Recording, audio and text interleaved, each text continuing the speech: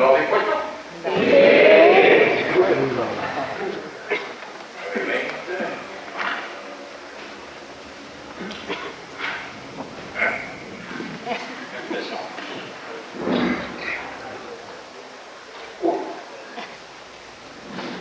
Impulsos y desdoblamiento de impulsos. Acá hay un lío de llamadas que no vamos a leer todas las llamadas porque son un plomazo.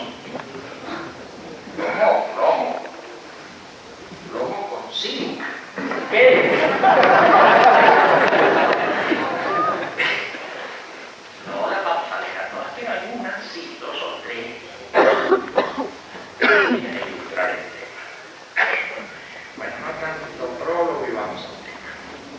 Se afirmó en Psicología 2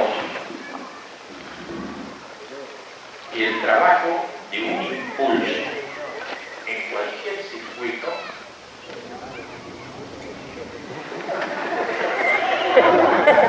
termina por dar registro interno al sujeto. Uno de los circuitos comprende la percepción, la representación, la nueva toma de la representación y la sensación interna en general. Otro circuito nos muestra el recorrido de impulsos que terminan en acciones lanzadas hacia el mundo externo, de las cuales el sujeto tiene también sensación interna, de las acciones que lanzan hacia el mundo externo. Muy bien. Esta toma de realimentación es la que permite aprender de las propias acciones por perfeccionamiento de la acción anterior o por descarte del error cometido. Todo esto quedó claro con el ejemplo del aprendizaje en el uso de un teclado. Me equivoqué.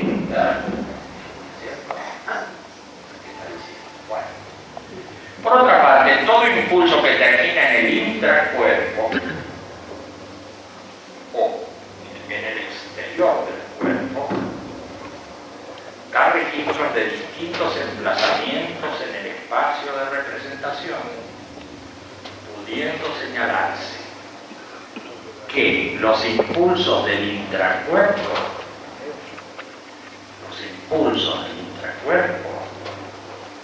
se emplazan en el límite táctil senestésico hacia adentro, y los impulsos que terminan en acciones en el mundo se registran en el límite táctil kinestésico, hacia afuera del cuerpo, cualquiera sea la dirección del impulso que necesariamente cuenta con un correlato de información o sensación interna, siempre modificará el estado general del circuito. Con respecto a esta actitud transformadora de los impulsos, podemos considerar dos tipos. Uno, aquellos capaces de liberar tensiones o hacer descargas de energía psicofísica, al que llamaremos catárticos, impulsos catárticos. Y dos, los que permiten trasladar cargas internas, integrar contenidos y ampliar las posibilidades de desarrollo de la energía psicofísica, a los que llamaremos transferenciales. Por tanto, todo impulso, independientemente de su dirección, tendrá una actitud predominantemente catártica o transferencial. Además, en todo impulso existirá una cuota de gratificación o malestar, de agrado o desagrado, que permitirá al sujeto hacer selección de sus actos de conciencia y de sus acciones corporales. Los impulsos se desdoblan a través de realimentaciones diversas, como las que permiten cotejar registros de percepciones con registros de representaciones, y a las que necesariamente acompañan retenciones o memorizaciones de las mismas. Existen otros desdoblamientos que enfocan más o menos voluntariamente a las percepciones y a las representaciones.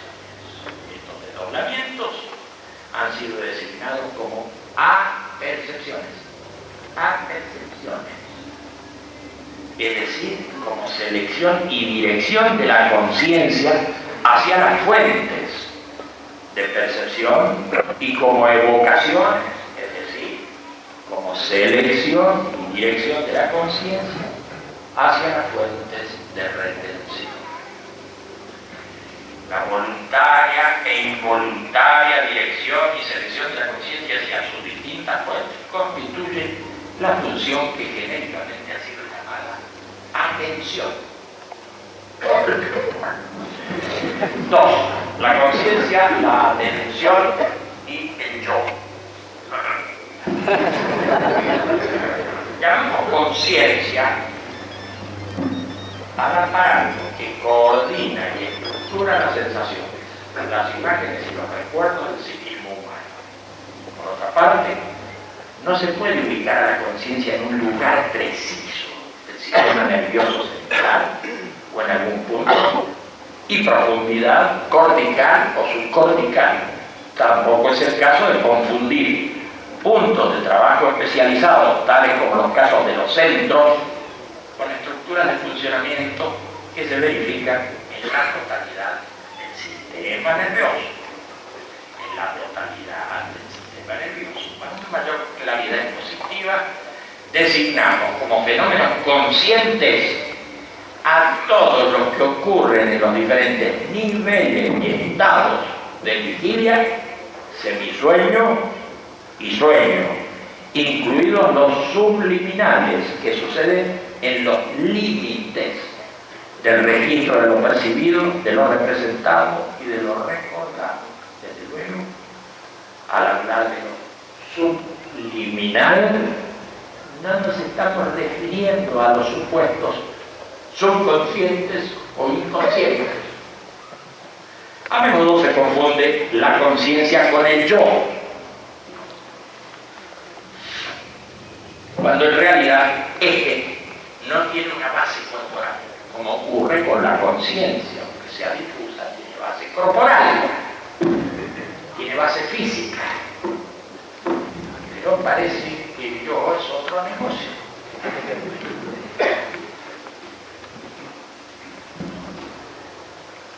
Como ocurre con aquella área que se puede ubicar como aparato registrador y coordinador del psiquismo humano. En su momento dijimos, ese registro de la propia identidad de la conciencia está dado por los datos de sentido, los datos de memoria y una peculiar configuración que otorga a la conciencia la ilusión de permanencia, no obstante los continuos cambios que en ella se verifican.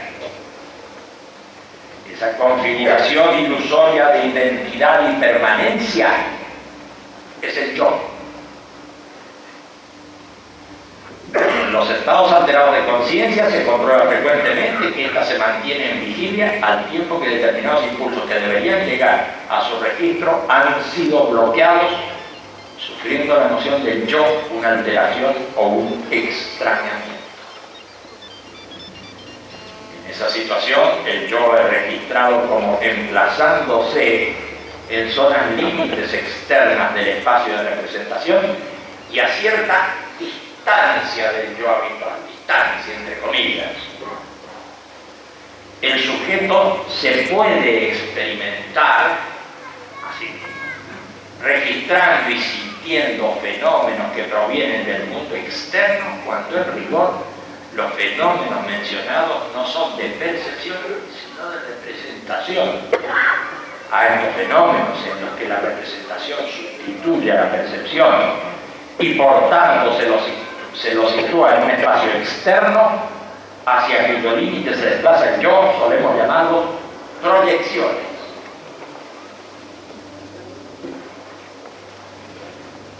Tres, espacialidad y temporalidad de los fenómenos de conciencia. Vigilia activa, el yo se ubica en las zonas más externas del espacio de representación. Así te digo siempre.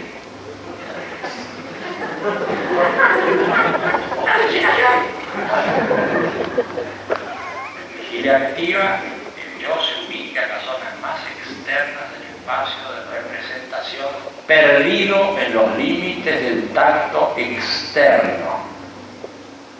Pero si hago a percepción de algo que veo, el registro del yo sufre un corrimiento. En ese momento puedo decirme a mí mismo, veo desde mí al objeto externo y me registro adentro de mi cuerpo. Aunque estoy conectado con el mundo externo por medio de los sentidos, existe una división de espacios y es en el espacio interno donde me emplazo yo.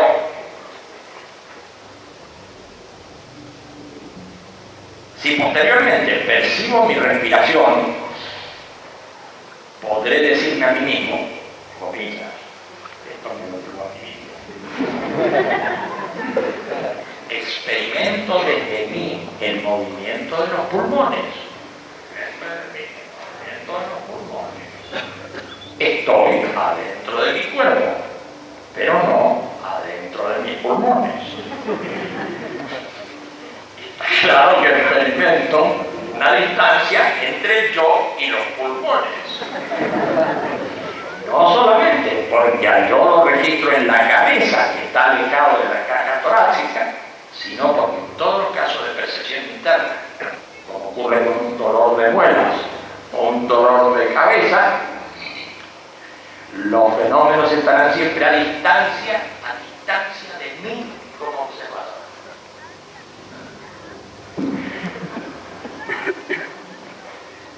Pero aquí no nos interesa esta distancia de mí y el objeto, sino que lo que me interesa es la distancia desde el yo hacia el mundo externo y desde el yo hacia el mundo interno. Para un lado y para otro hay una distancia, esa distancia nos interesa, que se presente y diga. Por cierto que podemos destacar matices muy sutiles en la variabilidad de las posiciones espaciales del yo, pero acá estamos resaltando las ubicaciones diametrales del yo en cada caso mencionado. Y en esta descripción podemos decir que el yo se puede ubicar en la interioridad del espacio de representación, pero en los límites táctiles kinestésicos que dan noción del mundo externo y opuestamente en los límites táctiles kinestésicos que dan noción del mundo interno. En todo caso, podemos usar la figura de una película bicóncava como límite entre mundos. Una película bicóncava como límite entre mundos, que se dilata o contrae y con ello focaliza o difumina el registro de los objetos externos e internos. La atención se dirige más o menos intencionadamente hacia los sentidos externos o internos en la vigilia y pierde el manejo de su dirección, el semisueño, el sueño y aún en la vigilia de los estados alterados, ya que en todos estos niveles y estados la reversibilidad es afectada por fenómenos y registros que se imponen a la conciencia. Es muy evidente que en la constitución del yo interviene no solamente la memoria, la percepción y la representación, sino la posición de la atención en el espacio de representación. No se está hablando, por consiguiente, de un yo sustancial, sino de un epifenómeno de la actividad de la conciencia. Este yo, atención, parece cumplir con la función de coordinar las actividades de la conciencia con el propio cuerpo y con el mundo en general. ocurrir y de la posición de los fenómenos mentales se implica en esta coordinación a la que se independiza de la misma coordinación. Y así la metáfora del yo termina por cobrar identidad, como si existiera, y sustancialidad, independizándose de la estructura de funciones de la conciencia. Por otra parte, los reiterados registros y reconocimientos de la acción de la atención se van configurando en el ser humano muy tempranamente, a medida que el niño dispone de direcciones más o menos voluntarias hacia el mundo externo y hacia el intracuerpo. Gradualmente, con el manejo del cuerpo y de ciertas funciones internas, se va robusteciendo la presencia puntual y también una copresencia en la que el registro del propio yo se constituye en concentrador y trasfondo de todas las actividades mentales. Estamos en presencia de esa gran ilusión de la conciencia, a la que llamamos yo. Debemos considerar ahora el emplazamiento del yo en los distintos niveles de conciencia. En principio, el yo ocupa una posición central dada por la disponibilidad de la atención y de la reversibilidad. Esto varía considerablemente en el semisueño, cuando los impulsos que provienen de los sentidos externos tienden a debilitarse o fluctuar entre el mundo externo y una senestesia generalizada. Durante el sueño con imágenes, el yo se internaliza. Y por último, durante el sueño vegetativo, cuando el registro del yo se esfuma. Ya. En el sueño paradojado con imágenes, el registro del yo se aleja del mundo externo y se diluye en imágenes inconexas hasta desaparecer en una situación que difícilmente está en gobierno del soñante. En cuanto al sueño vegetativo profundo, la detección electroencefalográfica muestra una total ausencia de imágenes. Tampoco se verifica el humor, el movimiento ocular rápido, coincidiendo esto con una amnesia posterior de los hechos psíquicos ocurridos en un total olvido del yo.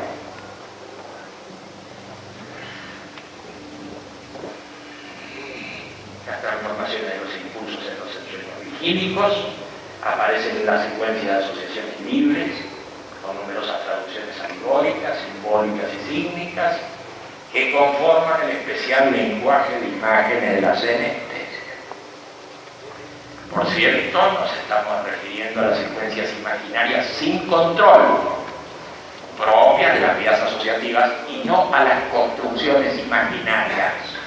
No a las construcciones imaginarias que siguen un desarrollo más o menos premeditado, o a las traducciones de los impulsos canalizados en las vías atractivas, que también se manifiestan como imágenes simbólicas y símbolos.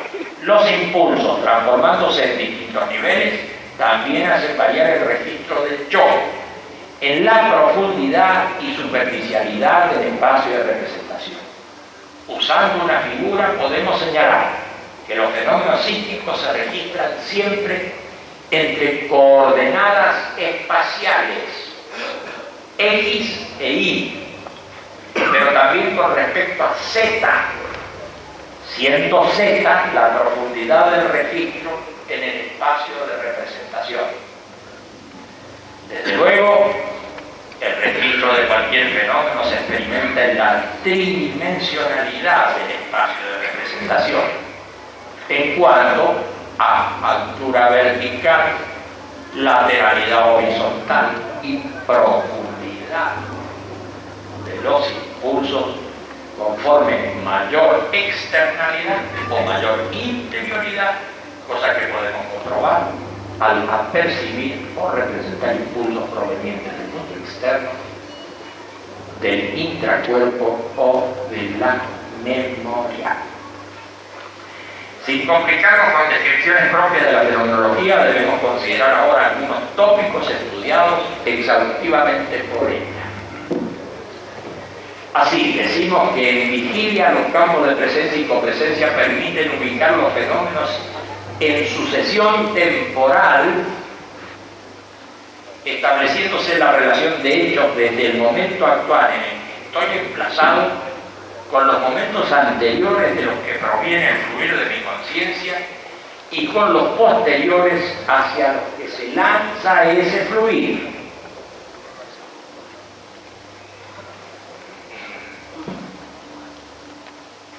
En todo caso, el instante presente es la barrera de la temporalidad. Y si bien no puedo dar razón de él, porque al pensarlo solo cuento con la retención de lo ocurrido, en la dinámica de mi conciencia, su aparente fijeza me permite ir hacia el atrás de los fenómenos que ya no son y hacia el adelante de los fenómenos que todavía no son. Es en el horizonte de la temporalidad de la conciencia donde se inscribe todo acontecimiento. Y en el horizonte restringido que fija la presencia de actos y objetos, siempre estará actuando un campo de copresencia en el que se conectarán todos ellos. A diferencia de lo que ocurre en el transcurrir del mundo físico, los hechos de conciencia no respetan la sucesión cronológica, sino que regresan, perduran, se actualizan, se modifican y futurizan, alterando al instante presente. El instante presente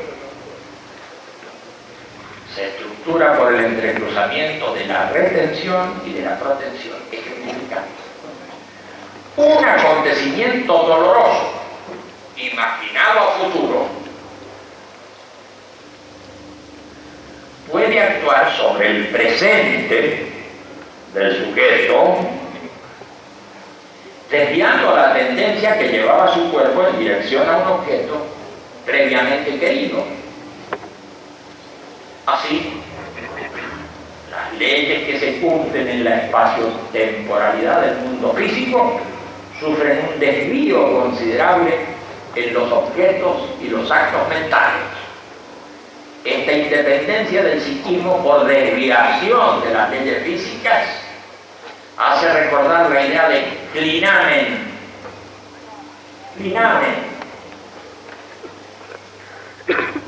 Que presentara el oscuro para introducir la libertad en un mundo dominado por el mecanismo.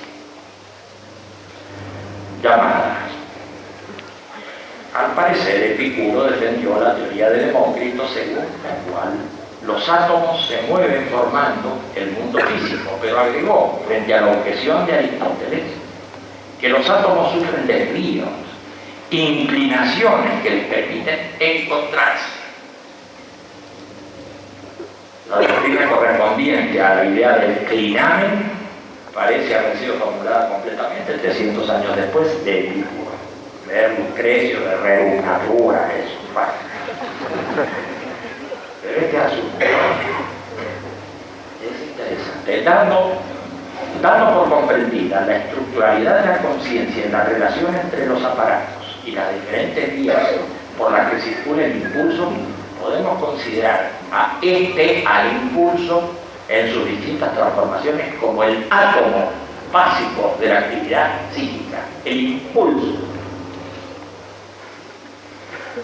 Sin embargo, tal átomo no se presenta aislado, sino en trenes de impulsos, en configuraciones que dan lugar a la percepción, el recuerdo y la representación. De este modo,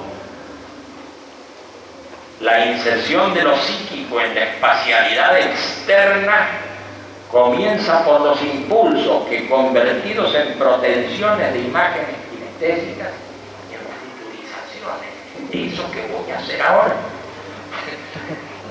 convertidos en protensiones de imágenes kinestésicas, se desplazan hacia el exterior de la tridimensional del espacio de representación, moviendo al cuerpo, moviendo al cuerpo. Es claro que las imágenes senestésicas y las correspondientes a los sentidos externos actúan de modo auxiliar, como señales compuestas, como señales compuestas en todo fenómeno en el que se va seleccionando y regulando la dirección e intensidad motriz. En definitiva, en ese fluir de impulsos relativos al tiempo y al espacio de conciencia ocurren los primeros eventos que terminarán modificando al mundo.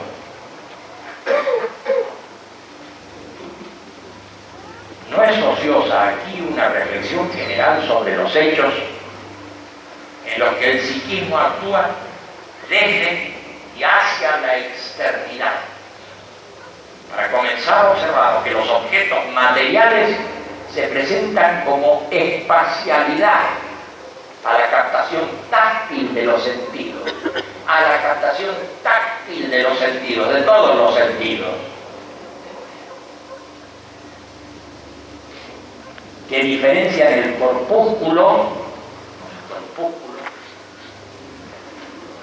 la onda,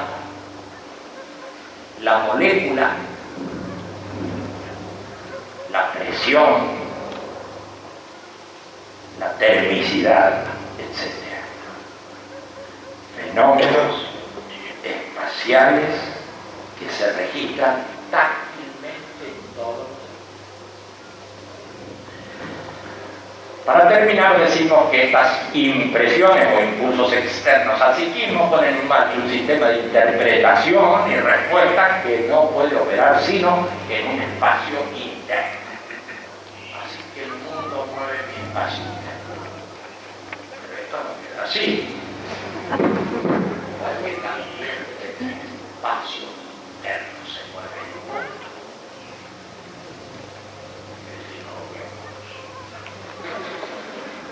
Estamos afirmando de modo más amplio que por variación de impulsos entre espacios, como si hubiera nada más que espacios e impulsos.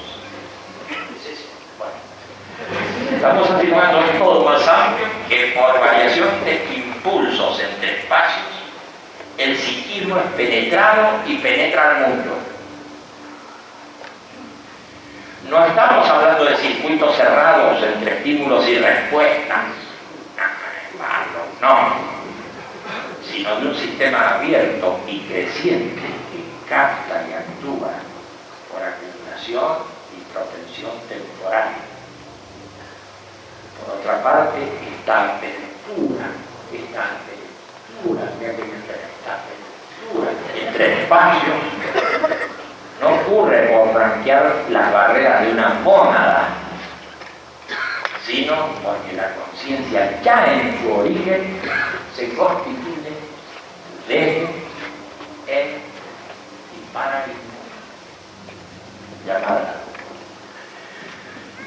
Desde Pitágoras se había concebido a la mónada como la primera unidad o unidad fundamental de la que derivan los números. A lo largo del tiempo la idea de mónada fue sufriendo importantes cambios hasta que en el Renacimiento y con Giordano Bruno, en De Mónade, los átomos constitutivos de la realidad son vivientes y animados. En el siglo XVIII, Leibniz, en los principios de la naturaleza, caracterizó a la mónada como átomos sin comienzo ni fin, que se combinan entre sí sin interpenetrarse, que poseen fuerza propia. Contemporáneamente, Kant, en su monadología, describió a la mónada como punto indivisible, a diferencia del espacio, que es infinitamente divisible. Bueno,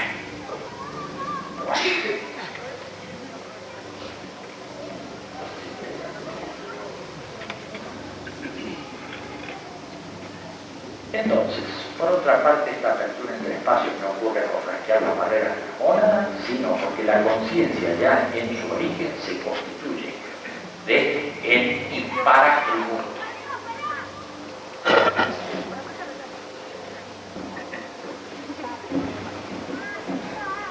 Cuatro, estructura de la conciencia.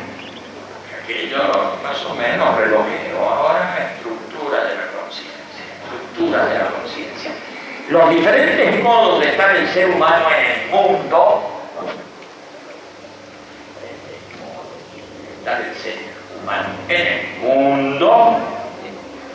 entendiendo mundo como la síntesis de mundo externo e interno, los diferentes modos de estar el ser humano en el mundo, las diferentes posiciones de su experimentar y hacer responden a estructuraciones completas de la conciencia. Así, la conciencia desdichada, la conciencia angustiada, la conciencia emocionada, la conciencia asqueada, la conciencia nauseada, la conciencia inspirada son casos relevantes que han sido descritos convenientemente llamadas. En la fenomenología del espíritu, Hegel llama alienación a la conciencia desdichada, que se registra como un desgarramiento de la conciencia consigo misma al encontrarse separada y desposeída de la realidad a la cual pertenece. En el concepto de la angustia, Kierkegaard estudia la conciencia angustiada.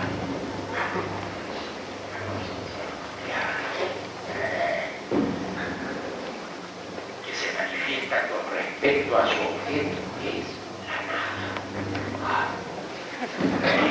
Muchos filósofos de la existencia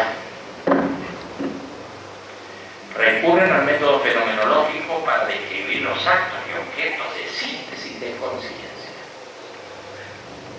Sartre, en el gozo de una teoría de las emociones, describe a la conciencia emocionada. Y Colnay, en el asco, describe a la conciencia asqueada. Bueno, es aquí pertinente anotar que tales descripciones se pueden aplicar a lo personal, a lo grupal y a lo social. Por ejemplo, para describir una estructura de conciencia en pánico, se debe arrancar de una situación colectiva, como se reconocen los orígenes legendarios e históricos de la palabra pánico, que designa un especial estado de conciencia. Con el paso del tiempo, el vocablo pánico se usó cada vez más frecuentemente para explicar una alteración de conciencia individual llamada Panin. Era una divinidad prehelénica, benéfica para los campos, los pastores y los rebaños. Una leyenda lo hace aparecer en la batalla de Maratón, sembrando el terror pánico entre los persas y ayudando a los atenienses que a partir de ese momento propagan su culto en toda Grecia. El adjetivo pánico se refiere a esa divinidad en general, no pánico, no hecho por pánico, no pánico.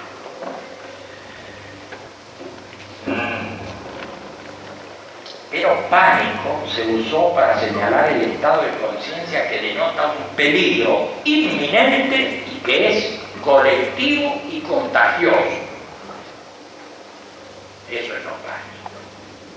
Actualmente, la psiquiatría ha acuñado el síndrome del pánico, debilitando el significado colectivo inicial.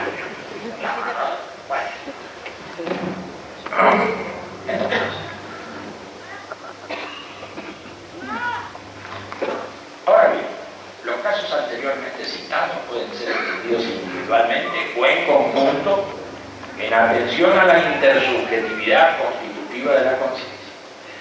Siempre que ocurran variaciones en esas estructuraciones globales, ocurrirán también variaciones en los fenómenos concurrentes. Tal es el caso del yo. Así, en plena vigilia, pero en estado de conciencia diferentes, registramos al yo ubicado en distintas profundidades de la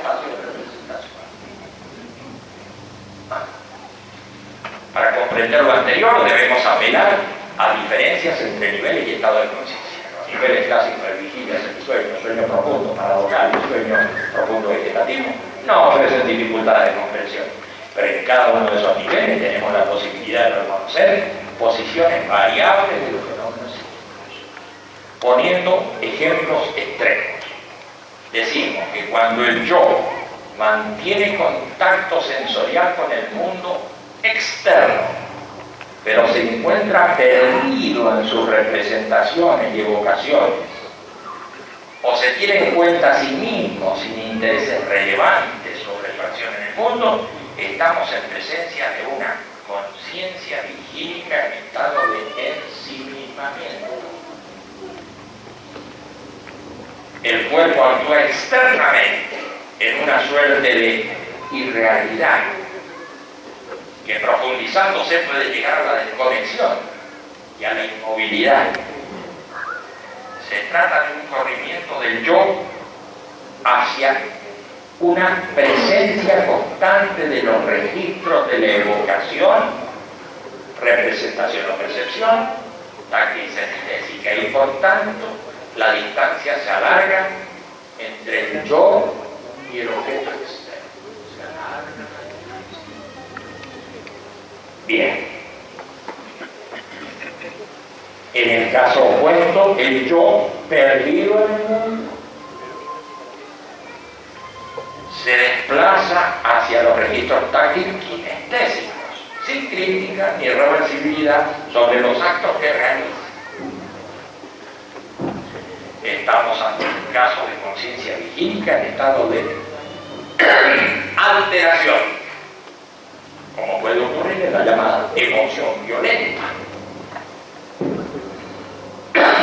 En este caso, la importancia que cobra el objeto externo es decisiva, acortándose la distancia entre el yo y el objeto percibido. A. Estructuras, estados y casos no habituales de conciencia. Llamamos no habituales a los comportamientos que muestran anormalidades respecto a parámetros del individuo y del grupo o del grupo que se está considerando. Es claro que si la población de un país o un grupo humano enloquece, no dejamos de considerar esos casos dentro de los comportamientos no habituales, por el hecho de contar con que no son representantes. En todo caso, ese conjunto humano debe ser comparado con situaciones estables ya vividas y en las que la reversibilidad y el sentido crítico y el control de sus actos tienen características previsibles.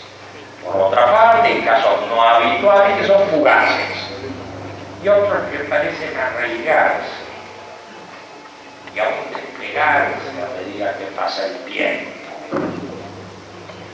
No es de nuestro interés tipificar esas conductas sociales desde el punto de vista del derecho, de la economía o de la psiquiatría.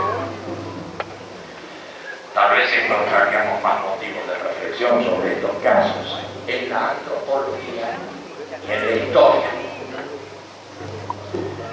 Si nuestro interés por los comportamientos no habituales nos lleva al campo de lo personal o a lo sumo de lo interpersonal inmediato, seguirán siendo válidos los criterios de reversibilidad, sentido crítico, control de los propios actos en relación a esa historia personal e interpersonal. Aquí también es aplicable lo comentado anteriormente con respecto a los casos no habituales, fugaces, y a los que parecen arraigarse o aún desplegarse en su anormalidad a medida que pasa el tiempo. Llevemos pues nuestro estudio sobre los comportamientos no habituales fuera del terreno de la patología para concentrarnos dentro de nuestra psicología en dos grandes grupos de estados y casos a los que hemos llamado el grupo de la conciencia perturbada y el grupo de la conciencia inspirada. conciencia perturbada. Existen diametrales posiciones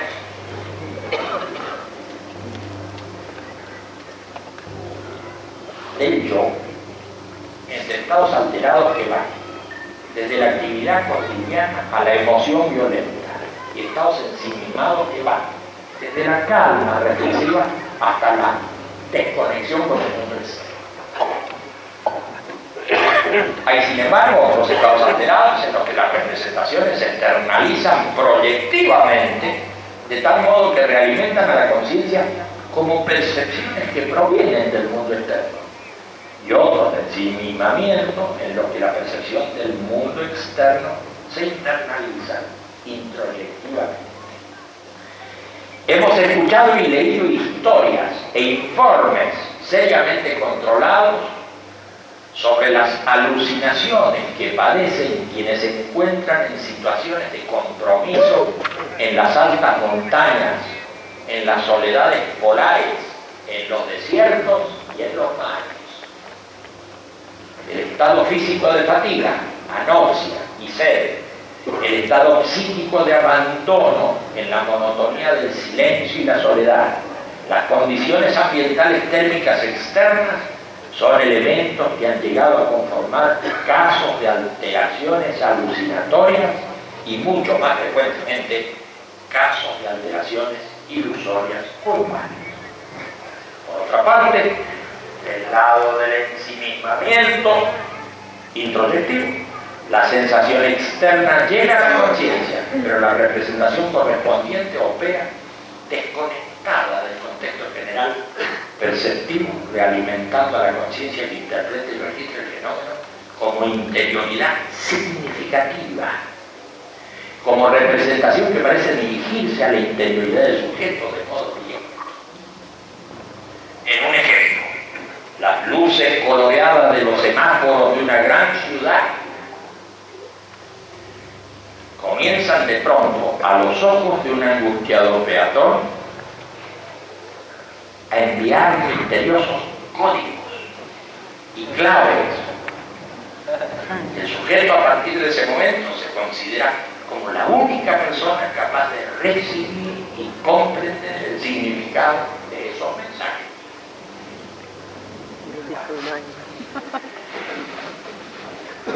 Los estados alterados proyectados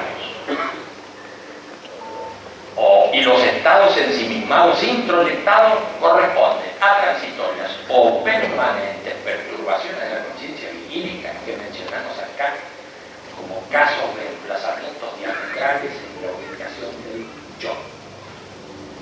Por lo demás, debemos mencionar también a los estados de alteración y ensimismamiento en el nivel del sueño, con imágenes y en el semisueño. En Psicología 3 pasamos revista a numerosos casos de perturbaciones transitorias de la conciencia. Se mencionó la situación de alguien que proyecta sus representaciones internas y queda fuertemente sugestionado por ellas, de modo parecido a lo que ocurre en pleno sueño cuando se padece la sugestión de las imágenes oníricas. Se trata de alucinaciones que también ocurren por estados febriles intensos, por acción química, gases, drogas y alcohol, por acción mecánica, giros, respiraciones forzadas, opresión de arterias, por supresión de sentidos externos, cámara de silencio, y por supresión de sentidos internos, ingravidez incómoda. Debemos considerar también las perturbaciones accidentales cotidianas. Estas se manifiestan en los cambios de humor súbito, tales como los accesos de cólera, y las explosiones de entusiasmo, que en mayor o menor medida nos permiten experimentar el desplazamiento del yo hacia la periferia. Mientras cae la reversibilidad y el estado se hace más alterado. Observamos lo contrario frente a un peligro súbito, ante el cual el sujeto se contrae o huye, tratando de poner distancia entre él y el objeto amenazante. En todo caso, el desplazamiento del yo es hacia la interioridad. También podemos comprobar en la misma dirección ciertas conductas infantiles curiosas. En efecto, los niños suelen utilizar juguetes monstruosos con los que frenan o combaten a otros monstruosos que están al acecho o se acercan en la noche. Y cuando esa tecnología no da resultado, siempre queda el recurso de las sábanas que ocultan el cuerpo ante las atroces amenazas. Y claro, en estos casos, el yo en sí misma e introyecta. C. La conciencia inspirada.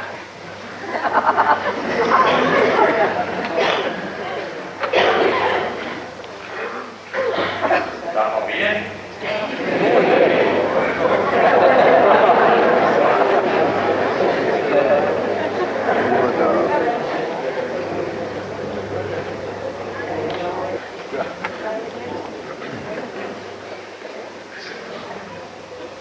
La conciencia inspirada,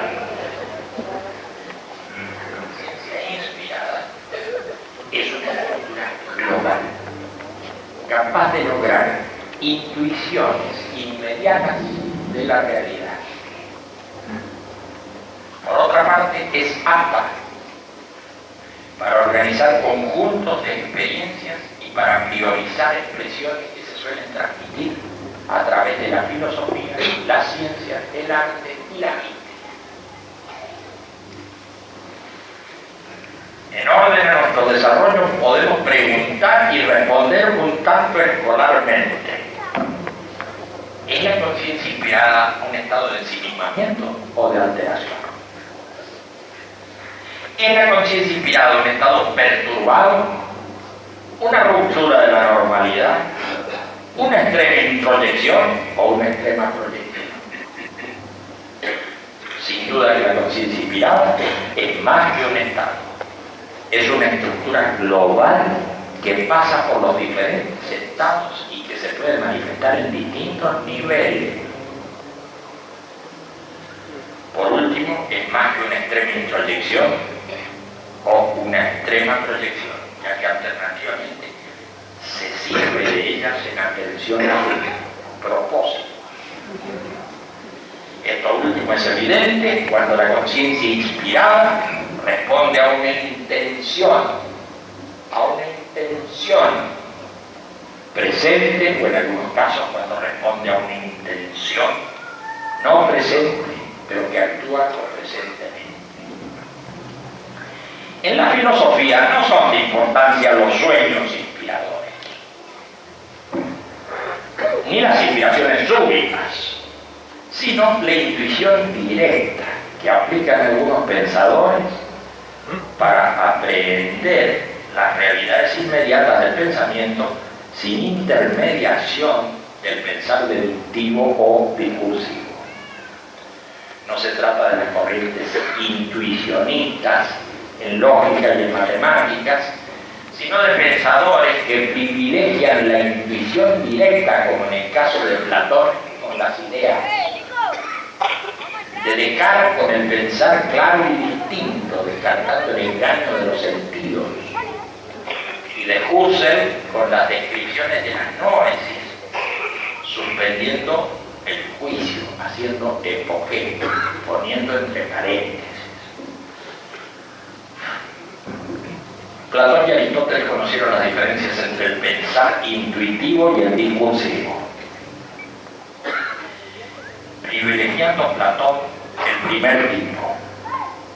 Para él las ideas de lo bueno y lo bello son de contemplación directa y son reales, mientras que las cosas buenas o bellas derivan de aquellas ideas y no poseen la misma realidad inmediata.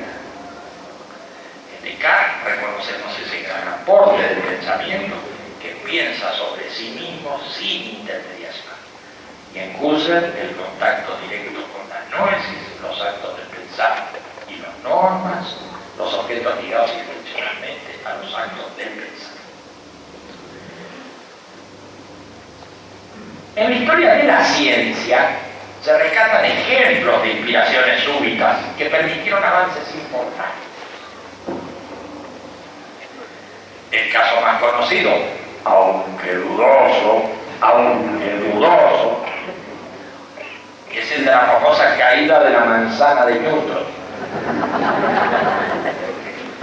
Si así hubiera ocurrido, deberíamos reconocer que la súbita inspiración fue motivada por una lenta pero intensa búsqueda orientada hacia el sistema cósmico y la gravedad de los cuerpos. A modo de ejemplo, podemos tener en cuenta otros casos, como el ocurrido al químico Kekulé. Este soñó una noche con varias serpientes entrelazadas que le sirvieron de inspiración para desarrollar las notaciones de la química orgánica. Sin duda que su preocupación constante por formular los enlaces entre sustancias siguió actuando aún en el nivel de sueño paradójico para tomar la vía de la representación alegórica. Estableció de ese modo la teoría de la cuadrivalencia del carbono y la fórmula hexagonal del benceno.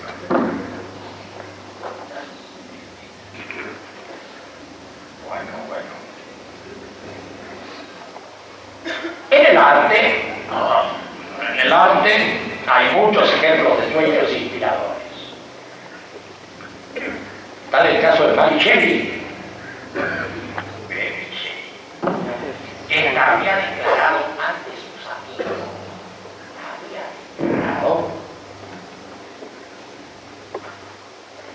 que sentía esa vacía incapacidad de invención que es la mayor desdicha de un autor. Pero esa noche, vio en sus sueños al horrendo ser que motivó su novela de Frankenstein o el Prometeo moderno.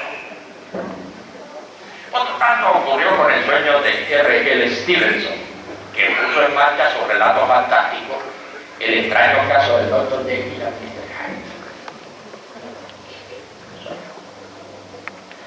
Por cierto que las inspiraciones vigílicas de escritores y poetas son las más abundantemente conocidas del campo de las artes.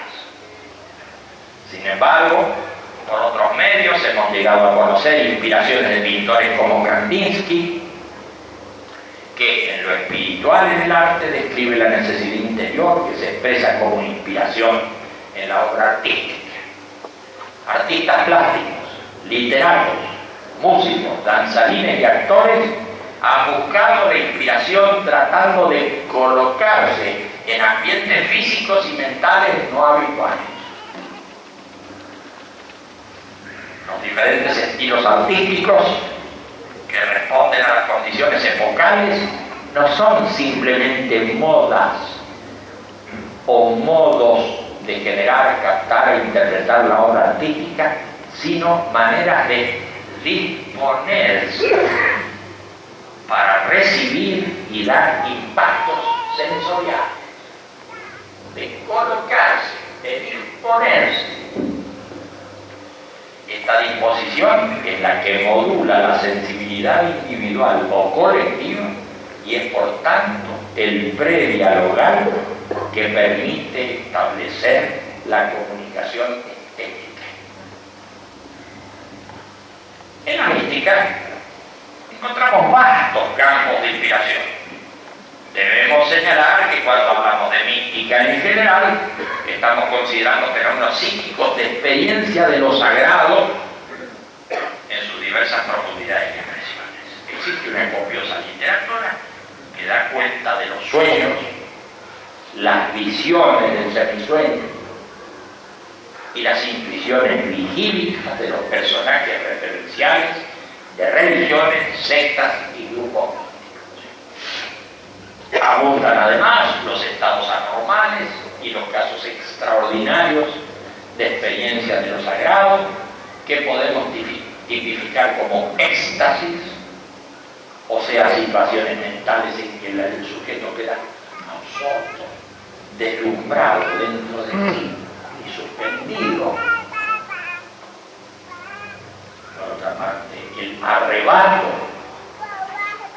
por la agitación emotiva y motriz, incontrolables, en la que el sujeto se siente transportado, llevado fuera de sí a otro paisaje mental y a otro tiempo y espacio.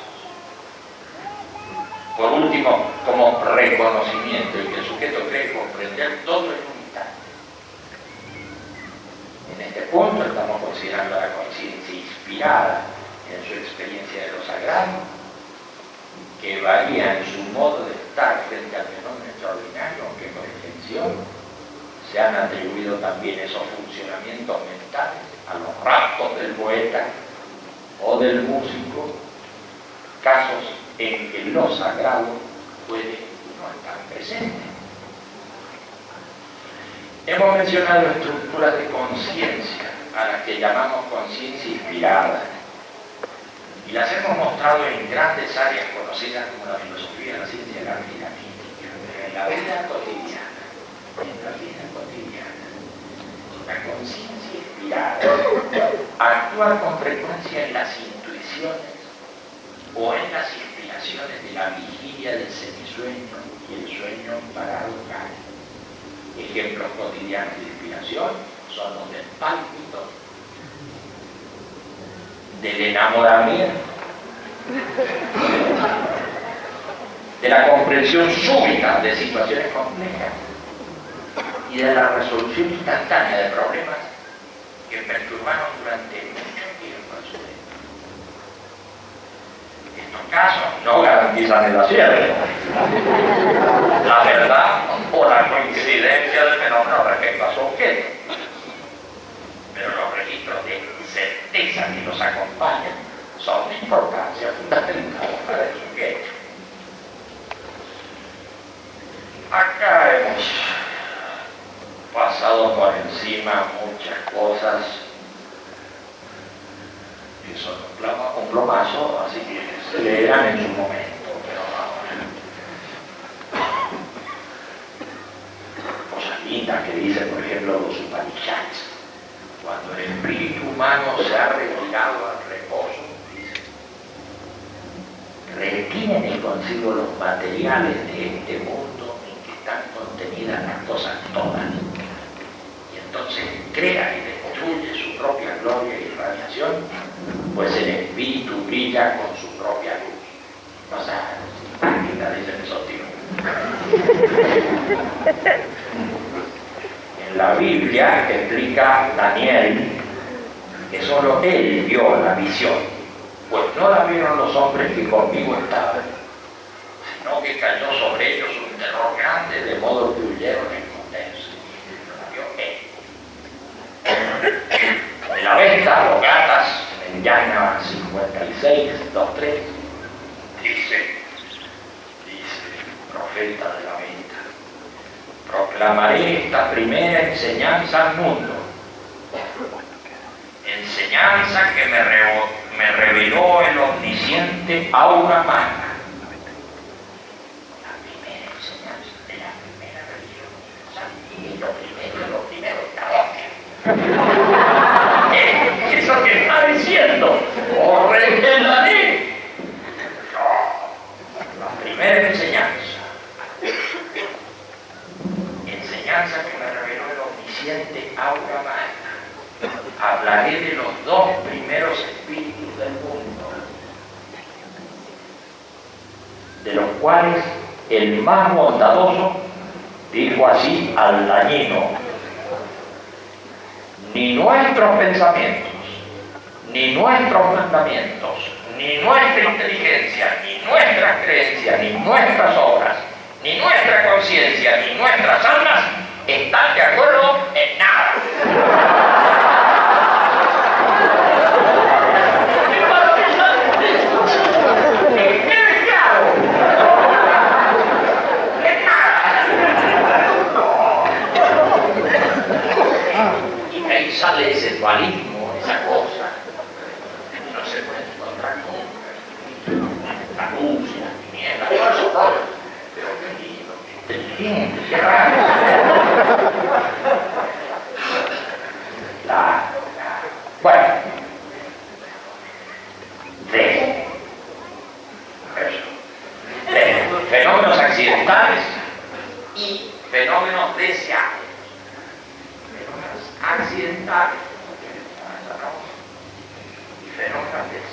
cosa que no quiere que se produzca.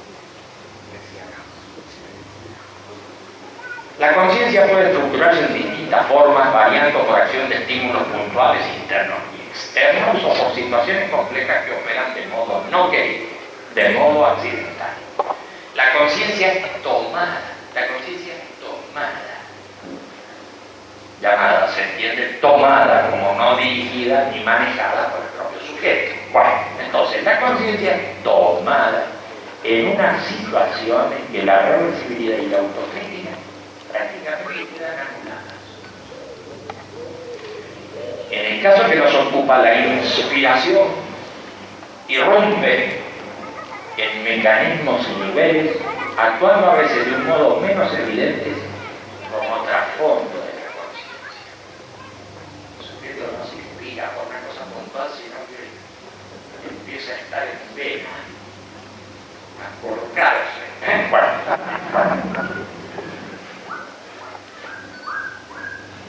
Por otra parte, también la angustia,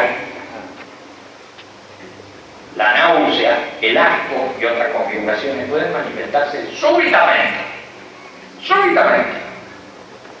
o mantenerse como trasfondo mental, más o menos prolongado.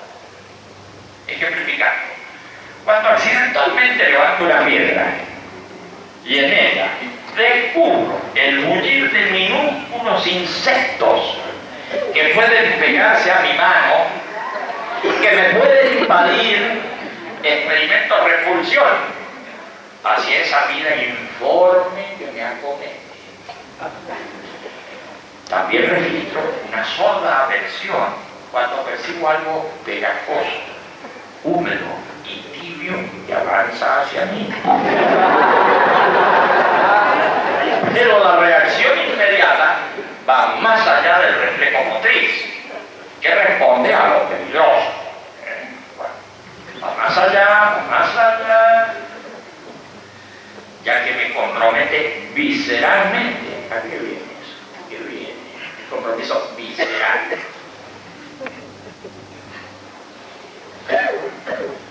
Provocando un rechazo que puede terminar en el reflejo de asco, en la arcada o en la salivación excesiva de mi boca. Y no es porque me haya ¿es eso? Sí.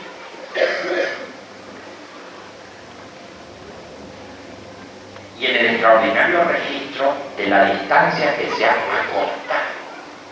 acortado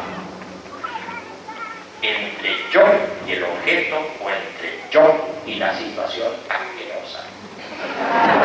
Este acortamiento del espacio en la representación pone al objeto en un tipo de existencia que le permite tocarme o introducirse en mí, suscitando la arcada como rito de expulsión.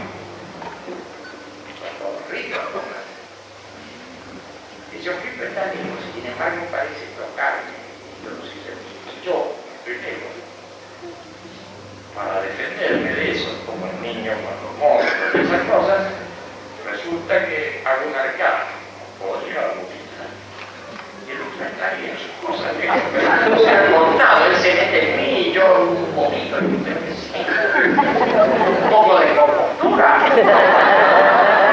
Pero no tanta magia. ¿Qué son esos hechos rituales de actos y objetos que es una vergüenza? Rito de expulsión desde mi intracuerpo. Es tan poco real el acercamiento mencionado, tan poco real como el reflejo de arcada que le corresponde. ¿A qué viene? Por eso, la relación entre el objeto asqueroso y la respuesta de la arcada toman características propias fuera de los objetos reales. Se convierten en un ritual en el que objeto y acto forman una estructura particular, la estructura del acto. También ocurre esa configuración accidental de conciencia ante un objeto moral o estéticamente repugnante, como es el caso de una novela plagada de ingeniosidad artificiosa, de juegos de palabras, de sensiblería tibia, dulzona y cargada de vitalidad difusa. Una novela, no tenemos por qué vomitar. Todo eso termina provocando una defensa visceral que evita una invasión profunda de mi cuerpo. Esas estructuras de conciencia comprometen mi unidad, afectando no solamente ideas, emociones o reacciones motrices, sino mi totalidad somática, mi totalidad física. Creo oportuno hacer aquí una pequeña digresión. Es posible considerar configuraciones de conciencia avanzadas, en las que todo tipo de violencia provocara repugnancia con los correlatos somáticos del caso. Tal estructuración de conciencia no violenta podría llegar a instalarse en las sociedades como una conquista cultural profunda. Esto iría más allá de las ideas o de las emociones que débilmente se manifiestan en las sociedades actuales, para comenzar a formar parte del entramado psicosomático y psicosocial del ser humano. Una digresión.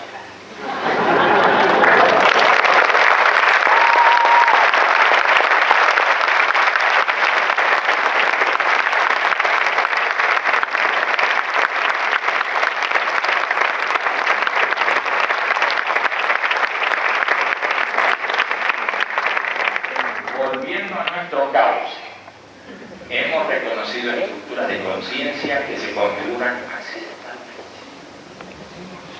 También observamos que ocurren configuraciones que responden a deseos o a planes de quien se pone en una particular situación mental para hacer surgir el fenómeno. Desde luego, tal cosa a veces funciona y a veces no. Como ocurre con el deseo de inspiración artística o con el deseo de enamoramiento. La conciencia inspirada, o mejor aún, la conciencia dispuesta a lograr la inspiración, se muestra en la filosofía, en la ciencia, en el arte, en la vida cotidiana, con ejemplos variados y sucesivos. Sin embargo, es en la mística especialmente donde la búsqueda de inspiración ha hecho surgir prácticas y sistemas psicológicos que han tenido y tienen desparejo nivel de desarrollo. Reconocemos a las técnicas de trance, como pertenecientes a la arqueología de la inspiración mística. ¿Existen? En la psicología oficial se considera el trance como un estado de disociación de la conciencia caracterizado por la suspensión de todo movimiento voluntario y la existencia de cierta actividad automática. Diccionario enciclopédico es así, psique, veración, que dice. Bueno. Así que reconocemos a las técnicas de trance como pertenecientes a la arqueología de la inspiración. Así, al trance lo encontramos en las formas más antiguas de la magia y la religión. Para provocarlo, los pueblos han apelado a la preparación de bebidas, de vegetales más o menos tóxicos y a la aspiración de humos y vapores. Otras técnicas más elaboradas en el sentido de permitir al sujeto controlar y hacer progresar su experiencia mística se han ido depurando a lo largo del tiempo. Las danzas virtuales, las ceremonias repetitivas y agotadoras, los ayunos, las oraciones, los ejercicios de concentración y meditación han tenido considerable evolución en el tiempo. Por hay una llamada, por ejemplo, el soma para los indios y el ahoma para los iranos ha sido la bebida embriagadora más antigua. En los himnos védicos, en 732, se lee: tú eres el cantor, tú eres el poeta, tú eres el dulce jugo nacido de la planta. En la embriaguez tú eres el dador, todo. Por acá dice: en Delfos, la sacerdotisa de Apolo, la Pitia o pitonisa, se sentaba en un trípode colocado junto a la grieta de una roca de la que salía un vapor intoxicante y comenzaba a profetizar con palabras incoherentes. En los días anteriores, la Pitia se había sometido al ayuno y a la masticación de hojas de laurel continuamente.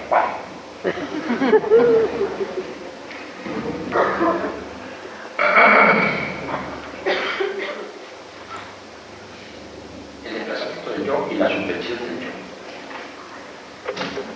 La sibila de Pumas,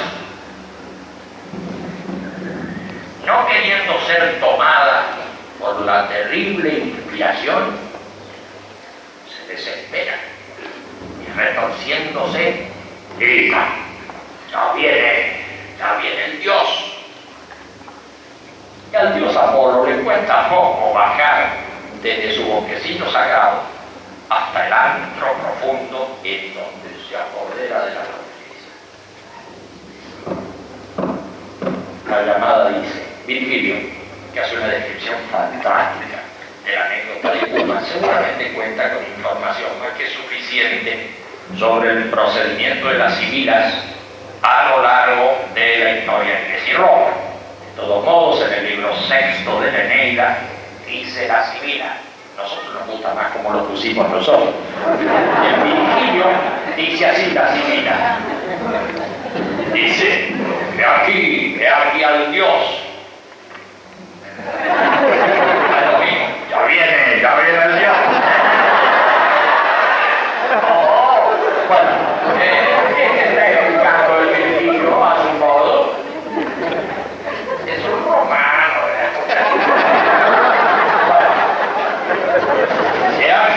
He aquí al Dios. Apenas pronuncia estas palabras a la entrada de la cueva, dice Virgilio, inmutóse el rostro y perdió el color y se le izaron los cabellos, jadeando y sin aliento, hinchando el pecho, lleno de sarcofror, parece que va creciendo y que su voz resuena no como la de los demás mortales, porque le inspira el numen cada vez ya más cercano.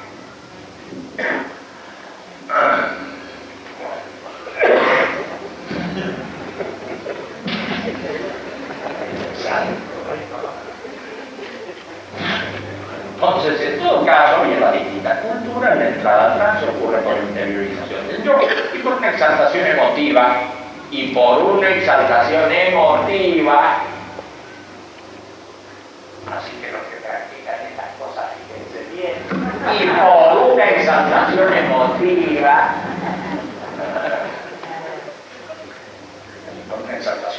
en la que está presente la imagen de un Dios, o de una fuerza, o de un espíritu, que toma y suplanta la personalidad humana.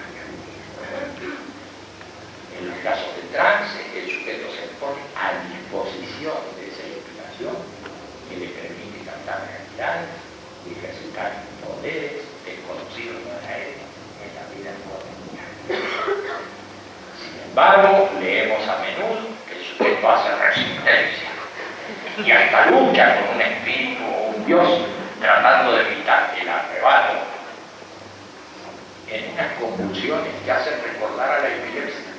Por eso es parte de un ritual que afirma el poder de la entidad que doblega la voluntad normal, llamada. Los antiguos llamaron a la epilepsia la enfermedad divina. En las convulsiones de ese mal creyeron ver una lucha en la que el sujeto se defendía de la liberación que llegaba hasta él. Los dioses anunciaban su llegada, dándole al sujeto un aura que lo prevenía. Sentía que venía con el aura. Después del ataque, se suponía que el sujeto quedaba inspirado para profetizar. No en vano se pretendió que Alejandro, que César y hasta Napoleón hubieran padecido del mal divino, porque después de todo eran gente de lucha, eran atacados, entonces se defendían a su modo. Bueno, en Centroamérica el culto del vudú haitiano me permite comprender técnicas de trance que se realizan con danzas apoyadas en pócimas producidas en base a un best-of. En Brasil, la macumba nos demuestra otras variantes místicas del trance logrado mediante danzas y apoyadas con una bebida alcohólica y tabaco. No todos los casos de trance son tan vistosos como los citados, y algunas técnicas indias, como la de los yantras, permiten llegar al trance por interiorización de triángulos cada vez más pequeños en una figura geométrica compleja que ocasionalmente termina en un punto central. También en la técnica de los mantras, por repetición de un sonido profundo, el sujeto va profiriendo, se llega al ensimismamiento. En estas contemplaciones visuales o auditivas, muchos practicantes occidentales no tienen éxito porque no se preparan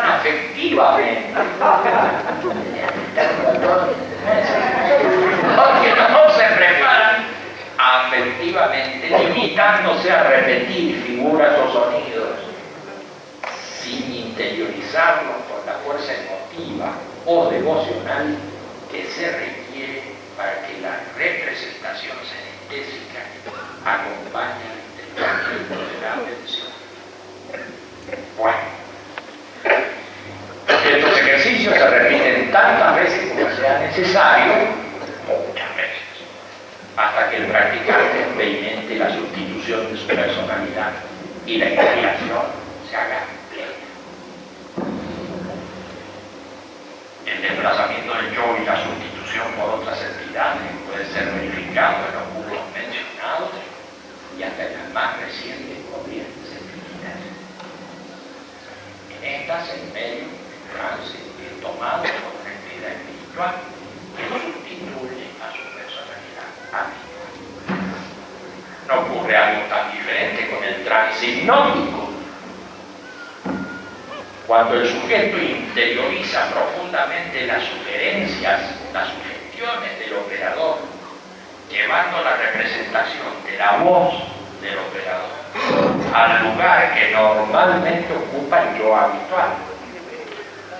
Le digo ahora, es la voz del operador. Le da las órdenes, no da las órdenes el yo. ¿No hay otro? Bueno. Desde luego, para ser tomado por el operador, el sujeto debe ponerse en un estado receptivo de fe y seguir sin dudar las instrucciones recibidas. Este punto muestra una característica importante de la conciencia. Estamos diciendo que mientras se realiza una operación vigílica atenta, aparecen en sueños que a veces pasan inadvertidos o terminan por desviar la dirección de los actos mentales que se llevaban a cabo. El campo de complacencia actúa siempre aunque los objetos de conciencia presentes se muestren en el foco atencional.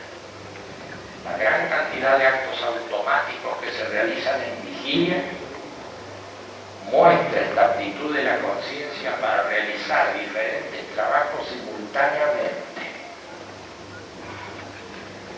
Ciertamente, la disociación puede alcanzar cotas patológicas, pero también se puede manifestar con fuerza en casi todos los fenómenos de inspiración.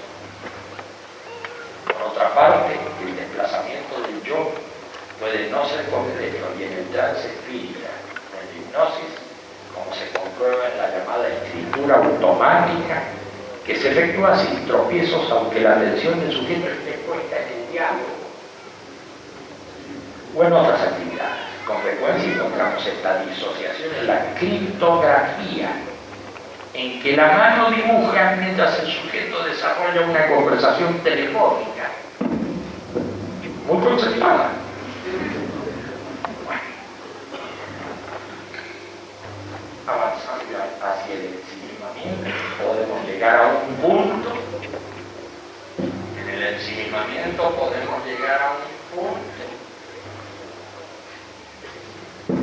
en que los automatismos quedan superados y ya no se trata de desplazamientos ni sustituciones de ley. Tenemos a mano el ejemplo que nos da la práctica de la oración del corazón realizada por los monjes ortodoxos del Monte Carmelo. La recomendación de Evagrio Póntico resulta muy adecuada para aludir la representación, por lo menos la de los sentidos externos. Comillas. No imagines la divinidad en ti cuando oras. No imagines. Ni dejes que tu inteligencia acepte la impresión de una forma cualquiera. Mantente inmaterial y tú comprenderás. Bueno, exacto. En grandes trazos, la oración funciona así. En el caso del Monteados, funciona así. El practicante en retiro silencioso se concentra en su corazón y tomando una frase corta, inhala suavemente, llevando la frase con el aire hasta el corazón. Uno no puede decir cosas de el aire no entra al corazón, no sea así. Las imágenes, ya se ve el eso es obvio. Y que estamos hablando de otra cosa.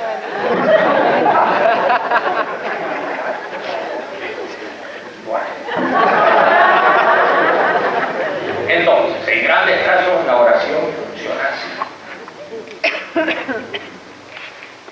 El practicante en retiro silencioso se concentra en su corazón y tomando una frase corta, para que frase corta, pero tomando una frase corta, inhala suavemente, llevando la frase con el aire hasta el corazón.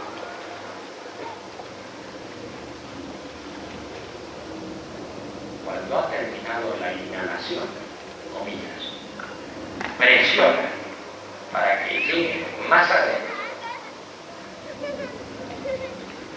Después va exhalando muy suavemente el aire viciado sin perder la atención en el corazón.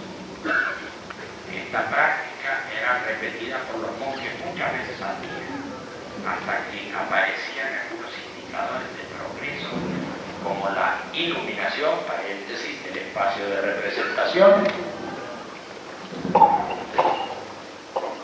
Siendo precisos, hemos de admitir el pasaje por el estado de trance en algunos momentos de las repeticiones de las oraciones usadas.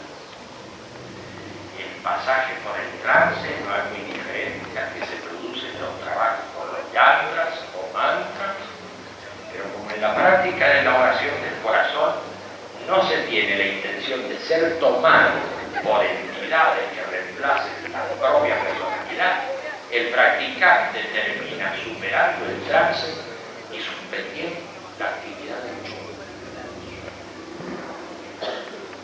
Y suspendiendo la actividad del yo.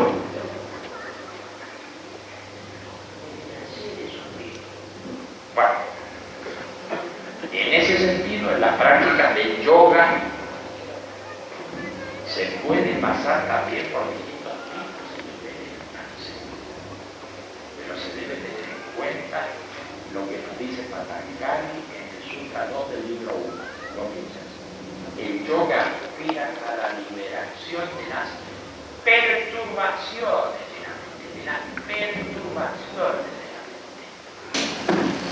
la dirección que lleva ese sistema de prácticas va hacia la superación del yo habitual, a la superación de los trances y a la superación de las disociaciones. En el ensimismamiento avanzado fuera de todo trance y en plena vigilia se produce esa suspensión del yo de la que tenemos indicadores suficientes. Es evidente que desde el principio de su práctica el sujeto se orienta hacia la desaparición de sus ruidos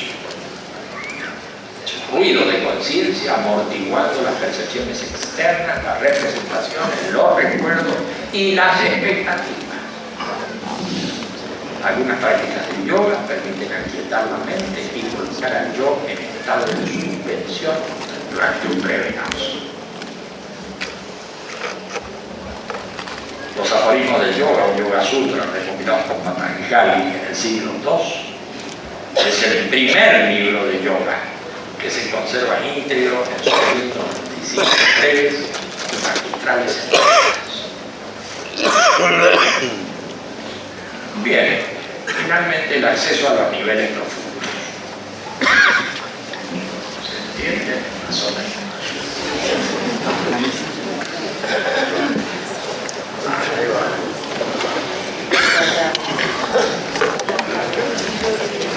Sin duda que la sustitución del yo por una fuerza, un espíritu, un dios, por la personalidad hechicero o hipnotizador ha sido algo corriente en la historia. También ha sido algo conocido, aunque no tan corriente, el hecho de sostener el yo evitando toda sustitución, como hemos visto en algún tipo de yoga y en algunas prácticas místicas avanzadas. Ahora bien, si alguien pudiera suspender y luego hacer desaparecer su yo, perdería todo control estructural de la temporalidad y espacialidad de sus procesos mentales.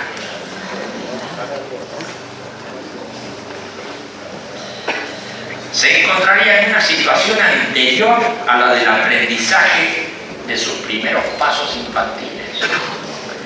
No podría comunicar entre sí ni coordinar sus mecanismos de conciencia. No podría apelar a su memoria. No podría relacionarse con el mundo y no podría avanzar en su aprendizaje. No estaríamos en presencia simplemente de un yo disociado o en algunos aspectos como pudiera ocurrir en ciertas afecciones mentales, sino que nos encontraríamos con alguien en un estado parecido al del sueño vegetativo. La imagen que recuerdo es si alguien lograra hacer desaparecer su yo, sería una suerte de vegetal.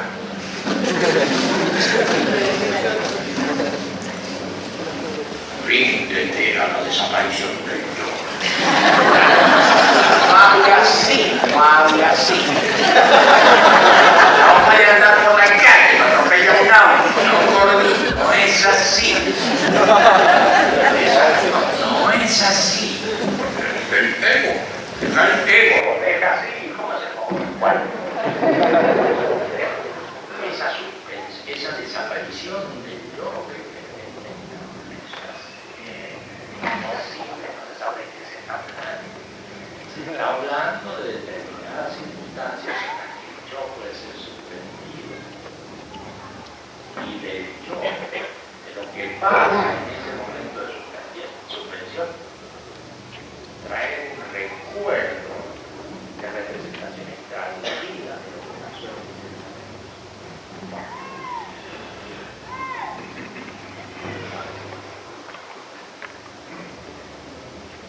Sin embargo, es posible llegar a la sustitución mental de supresión del yo, no en la vida cotidiana, no en la vida cotidiana, pero sí en determinadas condiciones que parten de la suspensión del yo. La entrada a los estados profundos ocurre desde la suspensión del yo. Ya desde esa suspensión se produce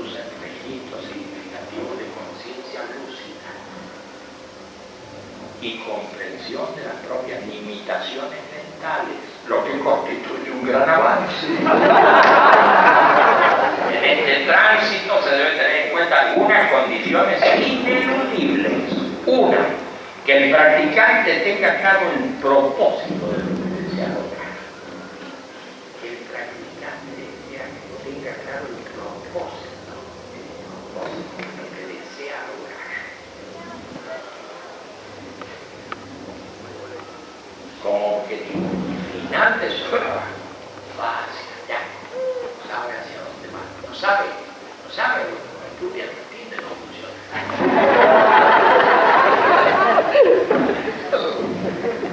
Primero, que el practicante tenga claro el propósito de lo que desea lograr como objetivo final de su trabajo.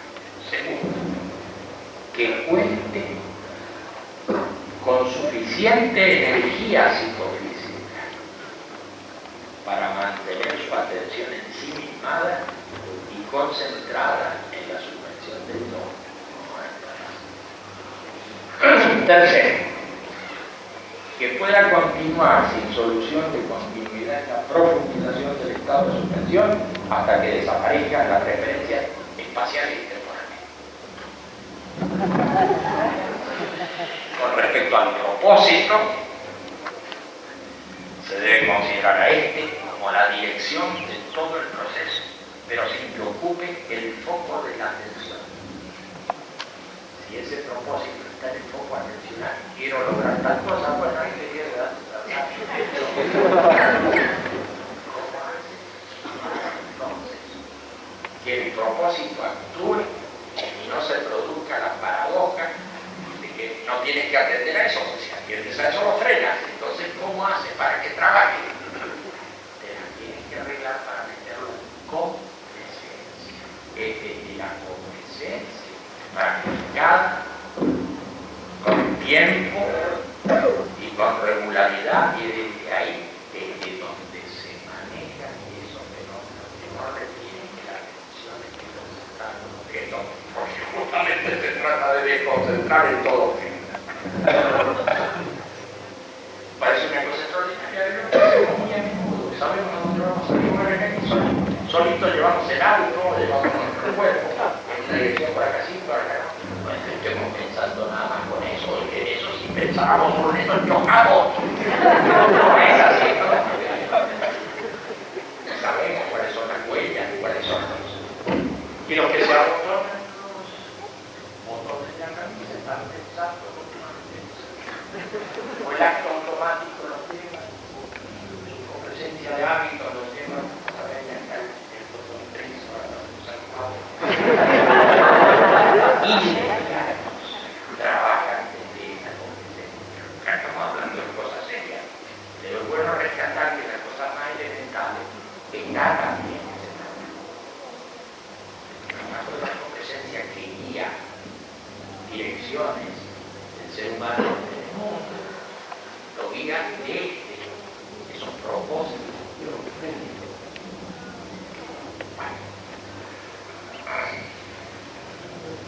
Con respecto al propósito, se debe considerar a este como la dirección de todo proceso, pero sin que ocupe foco atencional. Estamos diciendo que el propósito debe ser grabado con suficiente carga afectiva como para operar consistentemente mientras la atención está ocupada en la suspensión del yo y en los pasos posteriores. Esta preparación condiciona todo el trabajo posterior. En cuanto a la energía psicofísica necesaria para el mantenimiento de la atención en un interesante nivel de concentración, el principal impulso proviene del interés que forma parte del propósito.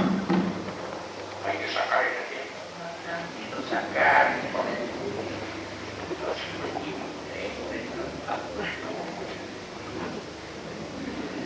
eso funciona.